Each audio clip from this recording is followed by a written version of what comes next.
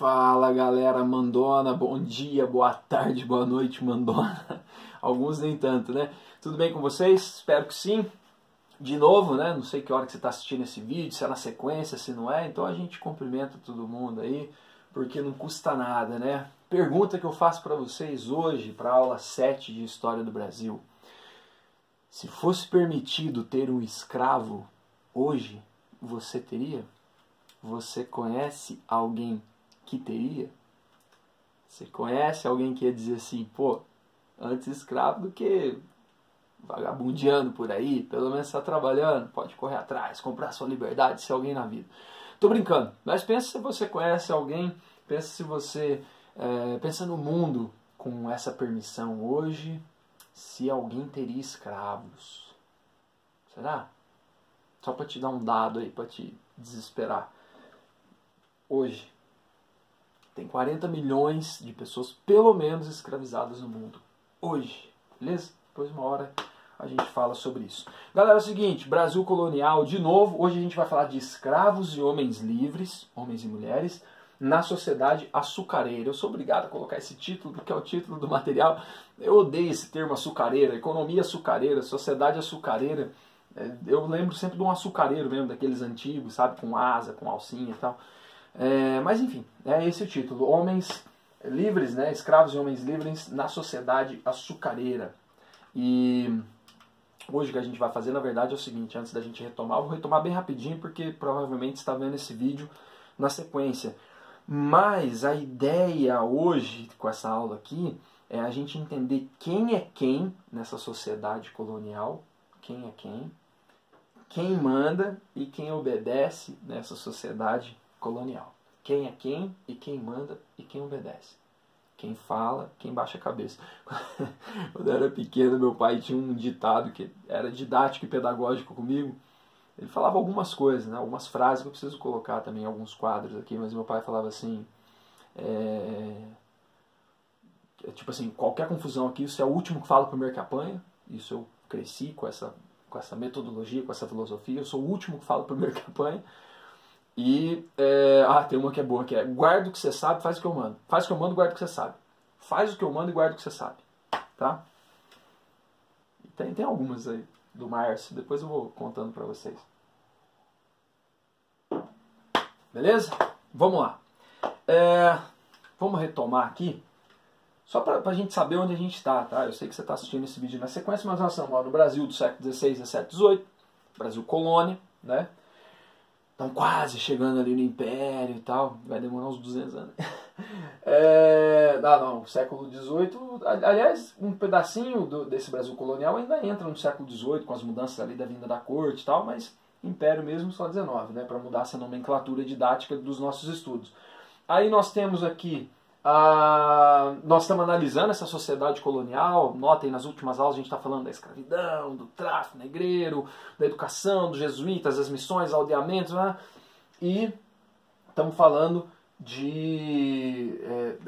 dessa economia açucareira, do açúcar, que molda essa sociedade, que é uma sociedade que ignora a diversidade e padroniza na violência. Eita, nós, a história do Brasil é linda. O objetivo meu com vocês hoje: entender a estrutura social e as relações de poder entre os diferentes grupos da sociedade colonial. É hoje que você vai saber, então, qual que era a situação da mulher, por exemplo, nessa sociedade colonial. Tá certo? Esse é o desafio aí. Vamos lá. 2 passos, porque o assunto é complicado, mas em 2 passos a gente consegue resolver. Primeiro, eu quero mostrar para vocês falar sobre o Antigo Regime. Esse Antigo Regime é um negócio que vem lá da história geral, tá? Então aqui eu vou dar uma explicação mais ou menos aí meio por cima o que é, mas em história geral depois a gente vai aprofundando. Mas são conceitos que vocês sabem o que é, absolutismo, então essas coisas. Dentro desse Antigo Regime, o Brasil, como colônia, está participando desse processo. Então a gente vai ver como que estava a situação da colônia dentro do contexto do Antigo Regime. Como que essa sociedade colonial está dialogando, né, com valores e com estruturas do Antigo Regime. Aqui a gente vai fazer uma hierarquização mesmo, mostrar quem é o senhor de engenho, qual que é a atribuição dele, que poder que ele tem, qual que é a situação do escravo, do comerciante, do tropeiro, da mulher, do indígena, do clero. A gente vai falar, fazer uma lista assim, das atribuições e tal. Depois que a gente vê tudo isso, que a gente passar um raio-x aí nessa sociedade, aí eu quero falar para vocês, vocês vão estar preparados, depois dessa sequência de aulas nossas aí, vocês vão estar preparados para o raciocínio final. E na verdade eu acho que é o ponto mais importante desse comecinho do curso de História do Brasil, que é você entender a miscigenação e o sincretismo, a mistura, vamos dizer assim, dentro da realidade dessa sociedade. Se você pegar o pulo do gato ali, eu vou dar as condições de a gente fazer isso, já valeu. Já valeu ter assistido essas aulas de História do Brasil, porque isso faz com que a gente veja o Brasil de uma forma diferente. Tá bom? Tá piscando um negocinho aqui escrito doutrinação, doutrinação, doutrinação. Vou ensinar a gente a ser democrático hoje. Tô brincando. Já teve gente que pegou o telefone para ligar. Não adianta ligar hoje que não tem ninguém para te salvar. Hoje é só o conhecimento que salva. Vamos lá? Pronto. Esse antigo regime é o seguinte, só deixa eu explicar o que é o antigo regime para não ficar solto, né? Quando a gente fala antigo regime, nós estamos falando dessa sociedade que está ali entre o feudalismo e entre a história contemporânea. Vamos dizer, seria a sociedade da história moderna, tá? O antigo regime ele compreende quatro pilares assim que o sustentam. Faz parte do antigo regime, quando a gente fala isso, a gente está simplificando o absolutismo, ou seja, as monarquias centralizadas que vão ganhando poder ficam poderosas. Faz parte do antigo regime o sistema colonial, para fortalecer esses estados e criar uma relação metrópole-colônia. Faz parte do antigo... Eu devia ter feito assim, né? Deixa eu virar aqui. Ó, senão eu me perco se eu não mexer a mão. Vamos de novo. Faz parte do antigo regime o absolutismo. Faz parte do antigo regime o sistema colonial. Faz parte do antigo regime o mercantilismo, que era as teorias, as ideias e as práticas econômicas da época, né, para lidar com essas colônias e acertar os ponteiros entre o Estado, a burguesia, as colônias e tal. E faz parte do mercantilismo uma sociedade estamental, ou seja, uma sociedade com privilégios de nascimento, a nobreza. Não é aquela sociedade estamental tipo do feudalismo. E não é, porque aqui já mudou muita coisa, mas a nobreza ainda é nobre, ainda se nasce nobre. Então, quando eu falo dessas quatro categorias, a gente resume para falar de antigo regime. É a Idade Moderna, é isso que está acontecendo na Europa, e nós aqui temos alguns reflexos, né, dessa situação. Tudo bem? Então agora a gente vai dar uma olhada nesse quadro aqui. Eu coloquei algumas características, né, e alguns conceitos para a gente olhar com calma. Primeiro, agora estou falando da sociedade colonial, Brasil, tá? Brasil colônia. Existe uma forte estratificação social. O que eu quero dizer com isso? Se você pegar algum texto, está escrito, a sociedade colonial tinha uma estratificação social.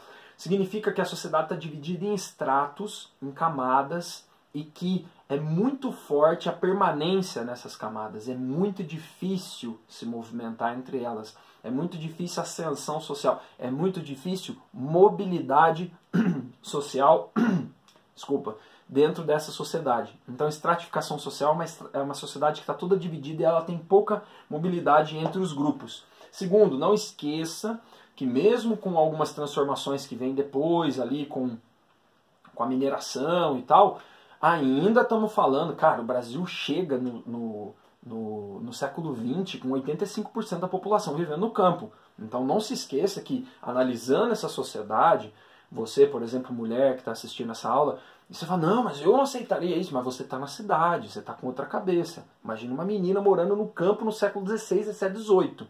Entendeu? Então é uma sociedade ruralizada. As relações elas se dão, né, no campo.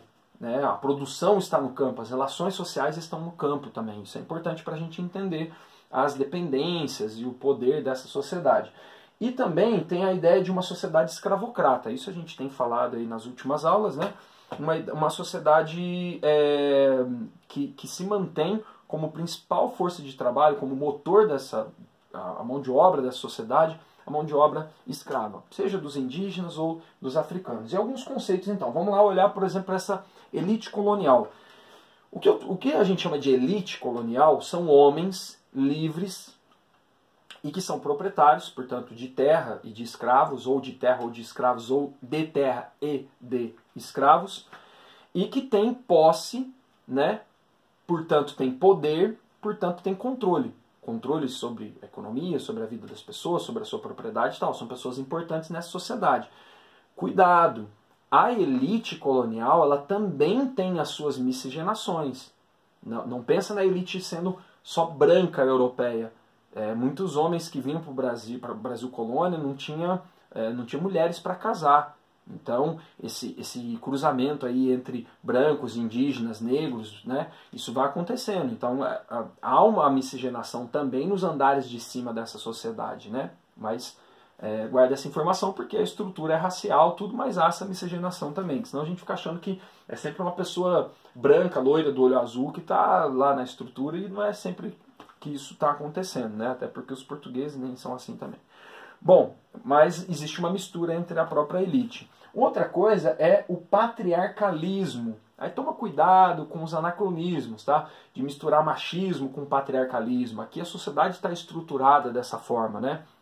O machismo ele é mais adequado aqui para a gente trabalhar uma situação onde homens e mulheres têm os mesmos direitos, né? E devem ser tratados como igualdade. Aí você tem um homem que acha, né? Que o masculino é superior ao feminino em alguma situação. Aí você pode classificar como machismo. Aqui o conceito histórico mais adequado é o patriarcalismo. Ah, César, mas essa herança patriarcal é o que justifica um pensamento machista? Sim, sim, mas coloca os nomes certos nos lugares certos, tá? Então o patriarcalismo, ou seja, os homens, eu estou falando de gênero, os homens têm poder nessa sociedade. Né? Os homens têm mais poder nessa sociedade, não eram confrontados por mulheres nessa sociedade, isso não era comum, não era regra, né? Então você tem homens que concentram poderes econômicos, né, pela estrutura produtiva que eles comandam, concentram poderes políticos, lembra das câmaras municipais, os homens bons, né, o cidadão de bem, que ele pode ocupar um cargo, e ele tem portanto, se ele tem controle político e controle econômico, ele tem também um controle, um poder sobre essa sociedade. Ele tem controle e poder social. Então, dá um destaque aí para a figura do homem, né, dentro dessa sociedade. Tem também a questão do clientelismo, ou seja, isso é muito importante na história do Brasil, a gente vai falar disso em vários momentos. O clientelismo é o seguinte, você tem laços entre as pessoas que, por exemplo, você tem um senhor de engenho que é importante numa região. Cara, tem uma galera ali que depende de favor dele, depende da atenção dele, depende dos negócios dele, depende de emprego, depende de terra. Existe uma relação de dependência, uma troca de favores. Parece que a pessoa está sempre... quando faz alguma coisa para você, tem uma gratidão em troca, você tem um vínculo com aquela pessoa, né? Lá no finalzinho da República, no começo da República, perdão, a gente vai começar a falar dessa relação do clientelismo, mas ela está se moldando aqui na colônia. Você tem um proprietário de terra numa região, um homem, que ele tem tanto poder político, econômico e social, que ele tem várias relações de dependência em torno dele. Então ele tem clientes, né? Ele tem pessoas que dependem dessa relação que tem com ele. Esse é um traço muito forte na história da sociedade brasileira, na nossa formação.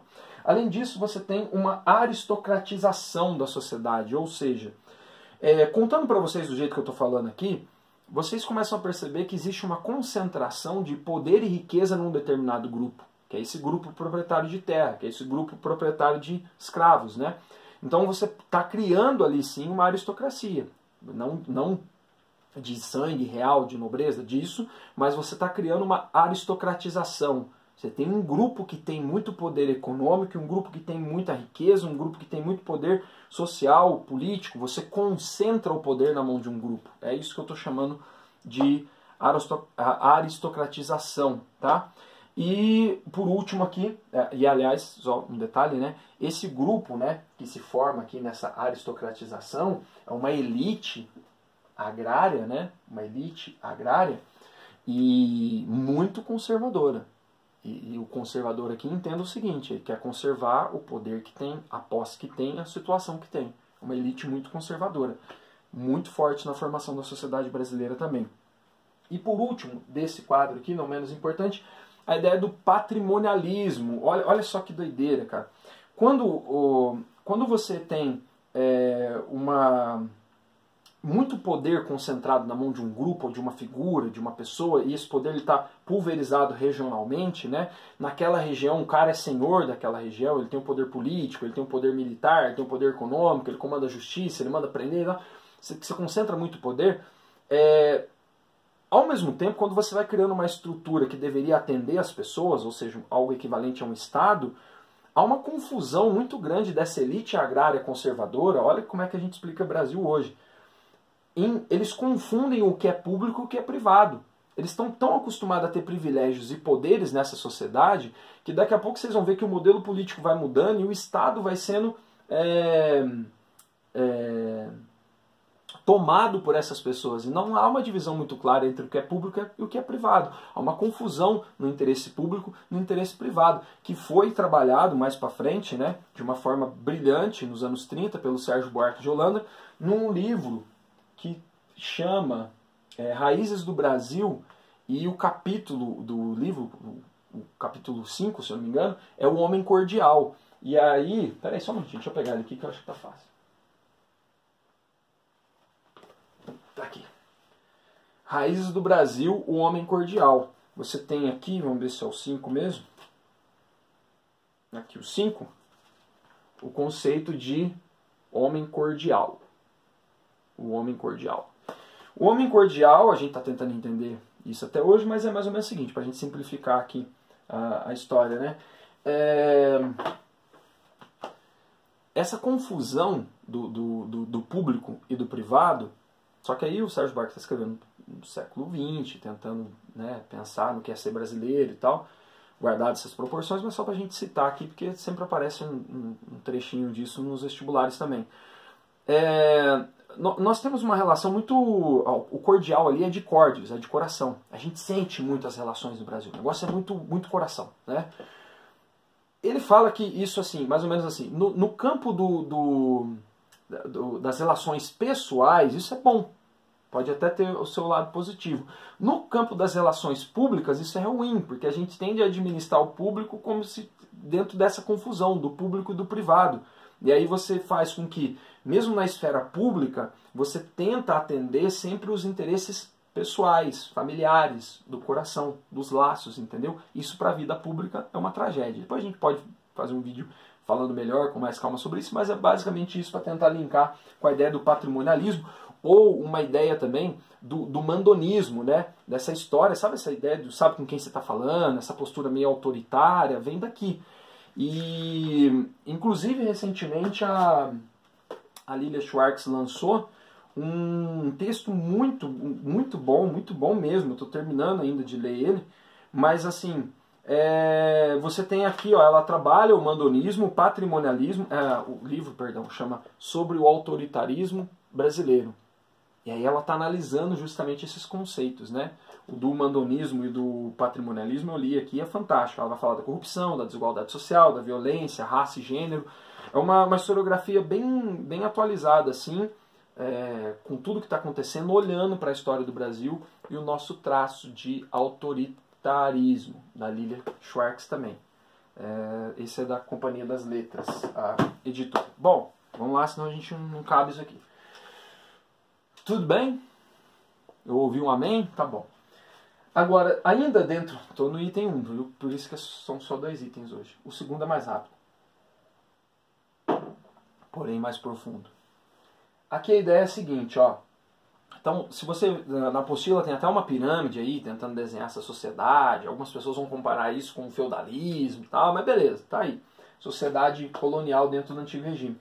Você tem no topo dessa sociedade o senhor de engenho, que concentra essa quantidade de poderes aí que eu estou falando para vocês, né? Você tem um grupo importante, que é o clero, a igreja é importante dentro dessa estrutura, né?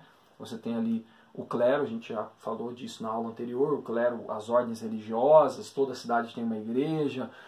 Quando a gente for falar da região das Minas Gerais, do Barroco e tal, a gente volta a falar dessa situação da igreja, mas tem o clero dentro dessa ordem também. Aí você tem, interessante aqui, que esse grupo aqui, ó, vai crescendo conforme o desenvolvimento da história do Brasil, colônia e depois para o Império. São pessoas livres, mas que são normalmente pessoas livres, mais pobres, né? E de grupos intermediários. Dependendo da região do Brasil, você tem mais essa história tipo do senhor de engenho, os agregados ali em volta dele e os escravos. Não tem muito intermediário. Dependendo da região do Brasil, você vai ter grupo intermediário maior. O que eu estou considerando nesse caso aqui como intermediário? Eu estou considerando comerciantes, eu estou considerando, se o senhor de engenho faz o açúcar, tem os caras que fazem as ferramentas, o artesanato, tem outros produtos na colônia. Dali a pouco você tem algodão, tem a pecuária que vai ser muito importante, mandioca, cacau, trigo, drogas do sertão, tem charque, né, carne seca, couro, tem muita coisa acontecendo também, conforme a história vai se desenvolvendo. Esse grupo aqui vai ficando cada vez mais numeroso, né? Você tem os agregados, que é aquele pessoal que mora nas terras de favor ali e tal, pequenos produtores, os alfaiates, né, o pessoal que costura, os funcionários públicos, que vai aumentando também conforme a administração vai se desenvolvendo, os tropeiros, que eram os caminhoneiros da época, que levavam e traziam os produtos, né?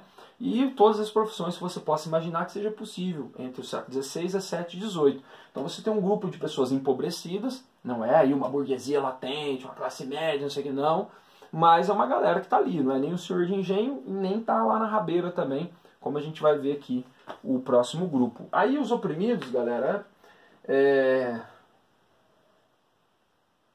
podemos fazer, mas aí, né, para não atropelar a programação, a gente pode fazer como um aprofundamento. É uma área que eu estudei, que eu gosto, e que talvez eu possa acrescentar aí com um especial. A gente pode combinar assim, quando terminar Brasil Colônia, eu faço uma aula especial sobre a história das mulheres no Brasil Colônia. Aí eu vou mostrar para vocês algumas personagens, contar algumas histórias e olhar essa historiografia a partir de um olhar de gênero também, né? A gente pode fazer isso. Quando terminar o Império, a gente faz a mesma coisa e tal, mas aí tem que ser uma aula de aprofundamento fora da nossa programação normal, porque eu preciso cumprir essa aqui. Mas o meu mestrado é nessa área, História das Mulheres no Brasil, e aí a gente pode fazer uma aula especial. Mas as mulheres aqui, só para a gente concluir o raciocínio, faz parte do grupo dos oprimidos aqui. As mulheres, se você olhar no que está aí no material para vocês, as mulheres estão lá embaixo, submetidas junto com os escravos, submetidas ao poder patriarcal, né? E eu gostaria que você pensasse assim, ser mulher na colônia, ser mulher branca já era difícil. Ser mulher no Brasil hoje é difícil de qualquer forma já, imagina na época. Pensa o seguinte, ser mulher negra, ser mulher indígena é pior ainda, a situação é sempre pior, né? Mas aí ela configura esse grupo então dos oprimidos. Não tem participação política, não tem controle econômico. É lógico que você tem alguns pontos, né, divergentes e tal, mas assim, pensando no geral, em generalidades, não está rolando. Os escravos e os indígenas. Então olha só, mulheres, escravos e indígenas. Muitos textos, né, são trazidos agora de Brasil colonial para tentar mostrar melhor essa situação das mulheres. No caso, ela está dentro desse grupo aqui, na rabeira, né, dessa sociedade, então, portanto. Tudo bem?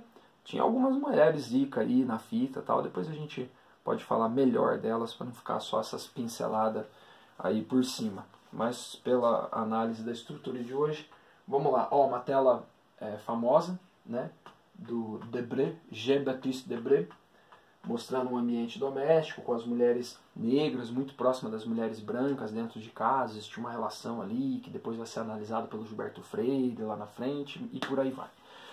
Beleza, galera? Então, aí o primeiro ponto, então, o último, né, o segundo, aí, eu nem coloquei aqui, eu nem coloquei 2, mas esse aqui, ó.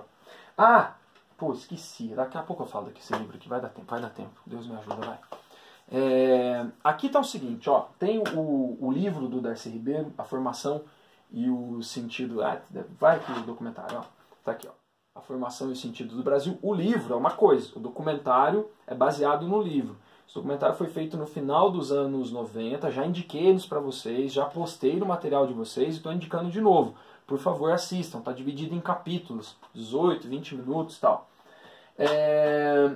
No caso do Darcy Ribeiro, uma boa análise dessa formação do povo brasileiro, da nossa história, misturando aí com um olhar da antropologia e tal.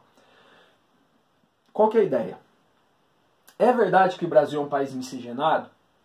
É verdade que o Brasil é um país do sincretismo, ou seja, da mistura, da adaptação, o antigo se mistura com o novo e vira outra coisa, os diferentes se encontram e se misturam, e aí dentro da Igreja Católica no Brasil você tem elementos africanos, elementos indígenas nas missões jesuítas, e tudo isso vai se misturando, Europa, África, América, há uma miscigenação biológica aí, né? A miscigenação já é biológica, né? Mas tem uma mistura biológica dessa galera. Então desses três grupos aí, então, dos indígenas, né, as pessoas que estavam aqui na América, os europeus que chegaram e depois os africanos. O Brasil é fruto então dessa grande, da confluência desses três grandes grupos aí e tal. Eu até falei um pouquinho disso naquela aula de escravidão com vocês, né? Mas a ideia é a seguinte, se você entender aqui o raciocínio, nós estamos finalizando aí, depois a gente tem só o Brasil holandês aqui para falar, para fechar o primeiro bloquinho, né? Mas nós estamos tentando entender a formação dessa sociedade colonial. Se você entender isso, eu já fico muito feliz, porque abre um mundo de possibilidades de analisar o Brasil. É verdade que existe, né, os indígenas no plural aqui, os europeus também no plural, porque não são só portugueses, e os africanos também no plural. Então você imagina toda essa mistura, toda esse caldeirão, né, de cultura, de biologia, isso é verdade, isso não está errado, né? Só que e isso é uma novidade, é uma particularidade do povo brasileiro. Muitas pessoas viajaram para cá para tentar ver essa mistura, porque dessa forma você trazer... Reparem aqui, você tem 3 continentes se encontrando num curto espaço de tempo com uma mistura muito forte entre eles, né? Muitas pessoas vieram visitar o Brasil, escrever, pintar sobre o Brasil nesse momento, tentar entender o Brasil, porque o Brasil apresentava uma situação muito particular com isso, e é um traço formador da nossa sociedade, né? Só que onde está o erro? O erro, talvez ele não seja... o erro é proposital, né? O erro é olhar para isso aqui e dizer assim, ó, não, o Brasil é o país da mistura, o Brasil é o país do encontro, o Brasil é o país da diversidade, né? Onde pretos e brancos se dão bem, os indígenas... Quando eu olho isso na superfície, não é que eu estou falando uma mentira, não é que nós não sejamos o lugar da miscigenação, do sincretismo, do encontro e da mistura. Mas quando você vai olhar um pouco mais abaixo, um pouco mais na raiz, né, talvez o Brasil não seja esse paraíso da mistura para todos os grupos que se misturaram.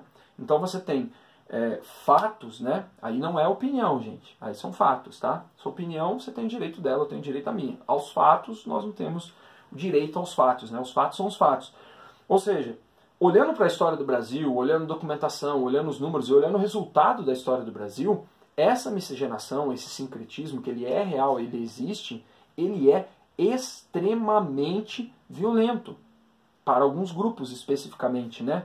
Você tem a violência como o principal traço da formação da sociedade brasileira. Anota isso, guarda isso, grifa isso.